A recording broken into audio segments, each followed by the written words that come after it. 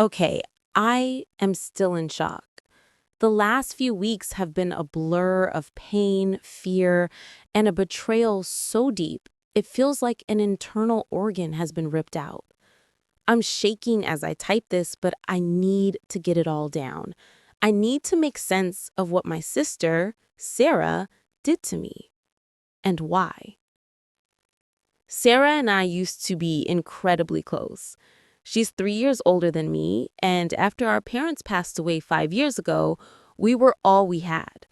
We inherited their small event planning business, Ever After Events, which was struggling. I poured my heart and soul into it, working ridiculous hours, bringing in new clients, modernizing our services. Sarah, well, Sarah was the face of the business. She was good at schmoozing, but not so good at the actual grunt work. Still, it was our legacy, and I believed in us.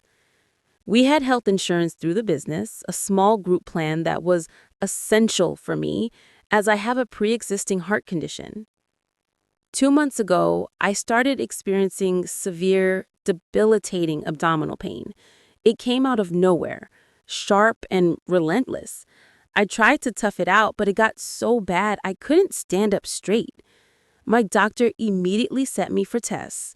The diagnosis was terrifying. A large ovarian cyst that was twisting on itself, cutting off its own blood supply. It was an emergency. I needed surgery, and I needed it now, before it ruptured or caused permanent damage. The surgery was scheduled for a Monday. I was terrified. Sarah was, naturally, the first person I called. Sarah, I need emergency surgery on Monday. I choked out, tears streaming down my face. It's my ovary. They said it's twisting. It's really bad. Oh my God, Mary, that's awful. Of course I'll be there, she'd said, sounding genuinely concerned. Don't worry about work. I'll handle everything. Just focus on getting better. I'll pick you up from the hospital. I'll bring you food. I'll make sure you have everything you need. I felt a wave of relief. My sister, my protector, my other half. We talked logistics. We agreed I'd be out of commission for at least 2 weeks, maybe 3, for a recovery. She'd handle all our clients, manage the staff, and make sure my medical leave paperwork was correctly filed with HR and our insurance provider. That Monday morning, as they wheeled me into pre-op, I sent her one last text. Going in now. Love you. I went under the anesthesia, the words I love you, a comforting echo in my mind. The surgery was long and complex. The cyst was worse than they thought, and they had to remove a significant portion of my ovary. I was in recovery for several hours, slowly coming out of the haze. My first conscious thoughts were of the pain, then of Sarah. I fumbled for my phone. A text message from Sarah, time-stamped mid-operation. Sarah, 1:47 p.m. Hey, so listen, this isn't going to work. The business can't afford you being out for so long. And honestly, it's not working out anymore. Your employment is terminated effective immediately. Sarah, 1:47 p.m. I'm going to need you to return all company property, including your laptop and phone, as soon as you're discharged. And I've already contacted the insurance provider to remove you from the group plan. My world stopped. The sterile white walls of the recovery room seemed to spin. I reread the text. Terminated, effective immediately. Remove you from the plan.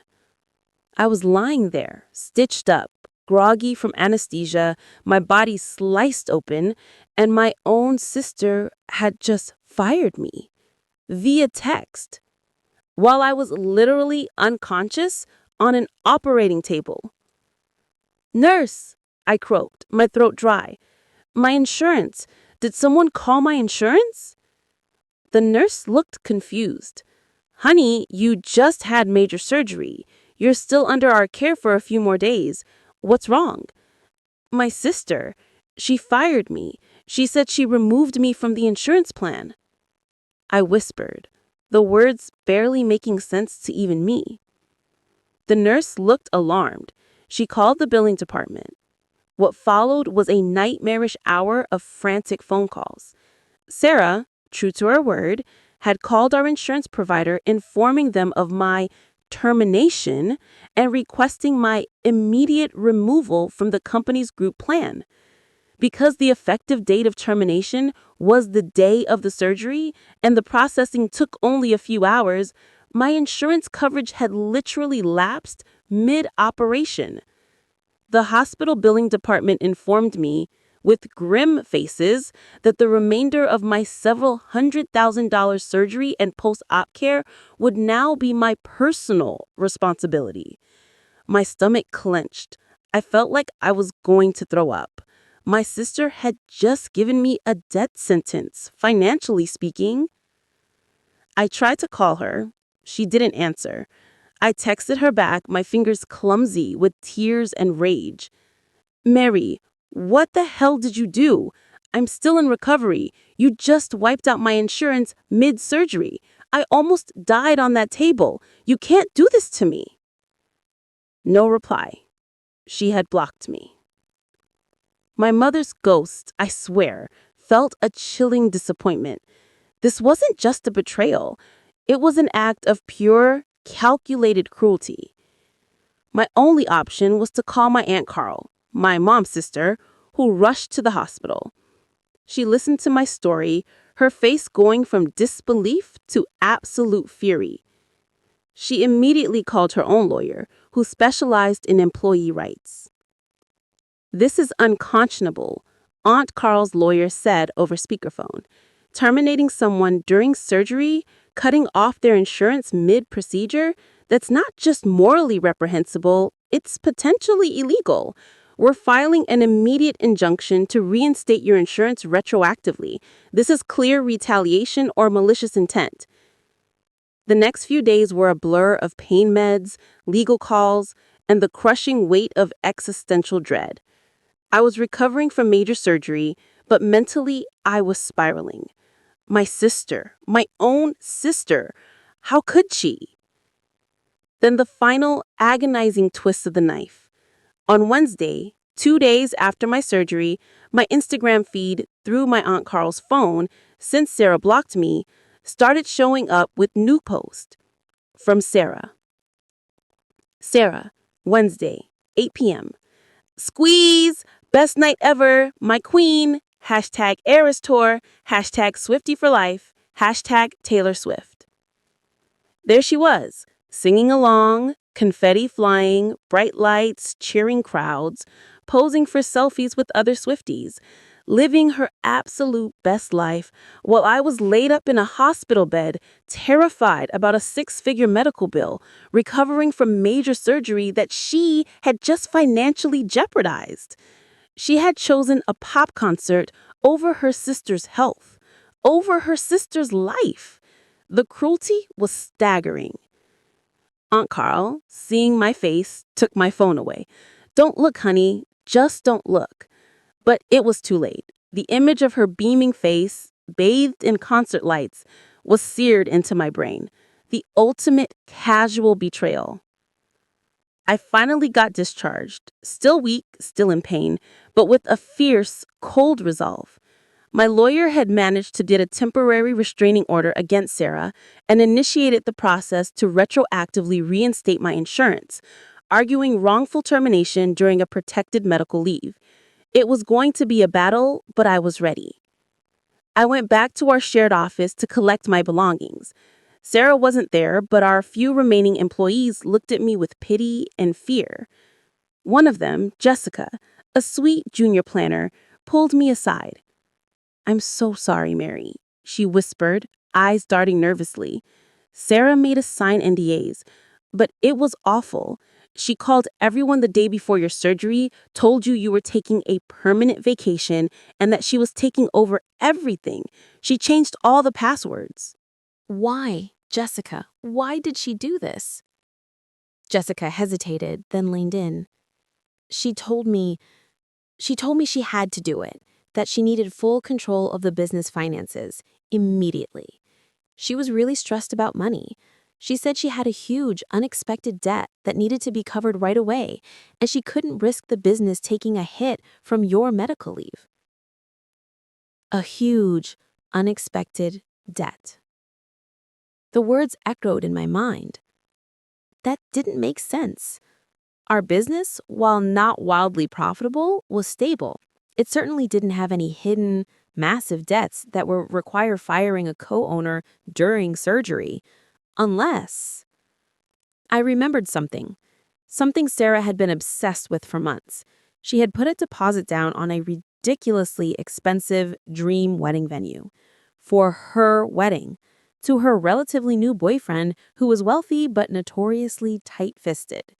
Sarah had been planning a lavish, over-the-top affair, one that, frankly, we couldn't afford through the business, and her boyfriend was refusing to contribute more than his fair share. Suddenly, the pieces clicked into place with a sickening thud. The exorbitant wedding deposit, the upcoming final payment for the venue, her boyfriend's refusal to contribute more than his fair share, my medical leave, which would naturally draw from the business's emergency funds and potentially delay client projects, making her unable to cover her personal, lavish wedding expenses. She hadn't just fired me for a Taylor Swift concert. She fired me, almost costing me my life and my financial future because she needed to drain the business accounts to pay for her dream wedding.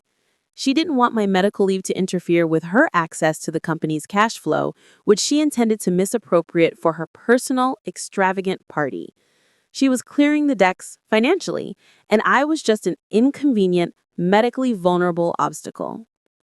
The rage that followed this revelation was colder, deeper, and more terrifying than anything I'd felt before. This wasn't petty jealousy. This was calculated, ruthless self-interest. She had prioritized a wedding venue over her sister's survival. I called my lawyer again. "Ms. Ramirez," I said, my voice steady despite the tremor in my hands. "I think I know why Sarah needed me gone, and it wasn't just for a concert." I explained my theory about the wedding deposit, about her boyfriend's stinginess, about her need for immediate, unrestricted access to the business cash flow. Ms. Ramirez was silent for a moment. "If we can prove misappropriation of company funds for personal gain, especially when you're a co-owner, and link that to your unlawful termination during a medical emergency, that takes this from a civil dispute to something far more serious. This isn't just about insurance anymore. This is about fraud." The legal battle was protracted, ugly, and excruciatingly public within our small community of event planners. Sarah tried to spin the narrative, claiming I was lazy and unmotivated and that the business couldn't carry me.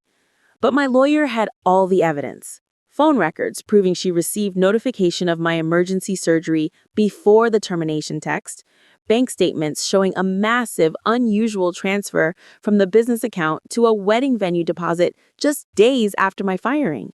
Her glowing Taylor Swift concert posts contrasted with my hospital records, and, most damningly, the clear violation of my FMLA-protected medical leave rights, coupled with the intentional cancellation of my health insurance mid-procedure. The day of the hearing was packed. Other small business owners, wary of her unethical practices, had come to watch. My Aunt Carol was there, holding my hand, her face grim. Sarah walked in, head held high, looking defiant. She still thought she was in the right.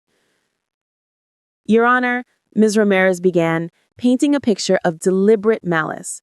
"My client, a co-owner of this business, was literally undergoing emergency, life-saving surgery when the defendant, her own sister, terminated her employment via text message, citing financial strain. Simultaneously, the defendant canceled her sister's health insurance effective that very day, plunging her into hundreds of thousands of dollars of medical debt. The true reason for this cruel and unlawful act, Your Honor, was not financial strain on the business, but rather the defendant's need to illicitly access company funds to pay for an extravagant personal wedding, which she knew would be jeopardized by my client's legitimate medical leave." She laid out the evidence, the texts, the bank statements, the concert videos. It was all there, damning and undeniable. The judge, a formidable woman, listened to Sarah's weak, self-pitying defense with a growing look of disdain. Sarah tried to cry, tried to say I was ungrateful and dramatic, but the evidence was overwhelming. The judge's verdict was swift and devastating. She found Sarah guilty of wrongful termination, breach of fiduciary duty, intentional infliction of emotional distress, and fraudulent misappropriation of business funds. She ordered the immediate and permanent reinstatement of my health insurance, retroactively covering all my medical bills. She awarded me full back pay for all the time I was off due to recovery, plus substantial punitive damages for her malicious actions. But the biggest blow for Sarah? The judge ordered the immediate and permanent dissolution of Ever After events, with all assets and remaining profits to be split between us after my damages were paid. Sarah, who thought she was taking control, effectively lost the business entirely, and she was also referred to the district attorney for potential criminal charges related to the fraud. Sarah's face as the verdict was read was a mask of pure, shattered disbelief. She had lost the business, her financial freedom, and very likely her fiancé, who I later heard was furious about the massive hidden debt she had created. Her dream wedding was a catastrophic nightmare. I walked out of that courtroom, still physically recovering, but emotionally soaring. My sister had chosen a concert and a wedding over my life, but I survived, and in surviving, I made sure she paid the price for her betrayal. The business may be gone, but so is the toxic, controlling grip she had over my life. I am free, and that, after everything, feels like the ultimate era store.